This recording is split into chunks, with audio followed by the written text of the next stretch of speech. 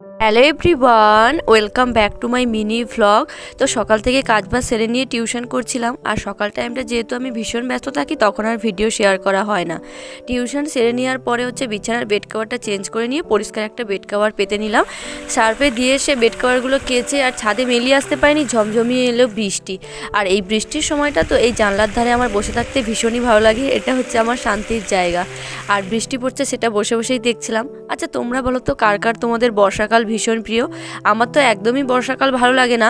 ওই যে টানা অনেক দিন ধরে বৃষ্টি ধরে থাকে সেইটা ভালো লাগে না, কিন্তু ওই যে হঠাৎ করে বৃষ্টি চলে এলো, তারপরে কিছুক্ষণ বৃষ্টি হওয়ার পর থেমে গিয়ে রোদ ওঠে, সেই সময়টা আমার ভীষণ ভালো লাগে।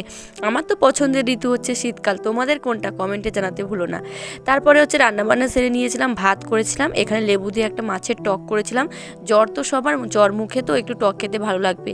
আর এখানটায় সমস্ত সবজি দিয়ে একটা চচ্চড়ি করেছিলাম, আর এখানটায় ঝিঙে আলু মাছ দিয়ে ঝোল করেছিলাম। তারপরে স্নান টান সেরে নিয়ে পুজো দেওয়া হয়ে গিয়েছে, খাওয়া দাওয়া সেরে নিয়েছি। এরপর বসেছি চার্জারে এই স্প্রিংগুলো লাগানোর জন্য।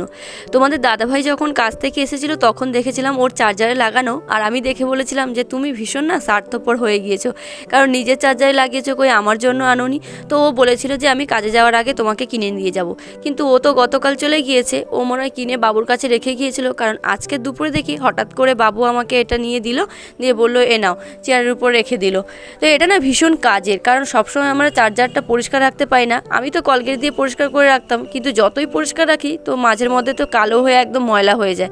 তো এটা জড়িয়ে রাখলে বেশ ময়লা হয় না, পরিষ্কার দেখতেও বেশ ভালো লাগে। প্রথমে তো আমি তাড়াহুড়ো করতে গিয়ে উল্টো দিক থেকে লাগিয়ে ফেলেছিলাম, তাই সেটাকে আবারও খুলতে হয়েছে। তাই জন্য একটু অধৈর্য হয়ে পড়েছিলাম, তাই তাড়াহুড়ো লাগাতে গিয়ে মাঝখানে কিছু কিছু জায়গায় ফাঁকা থেকে গিয়েছে। তো আজকের ভিডিওটা কেমন লাগলো কমেন্ট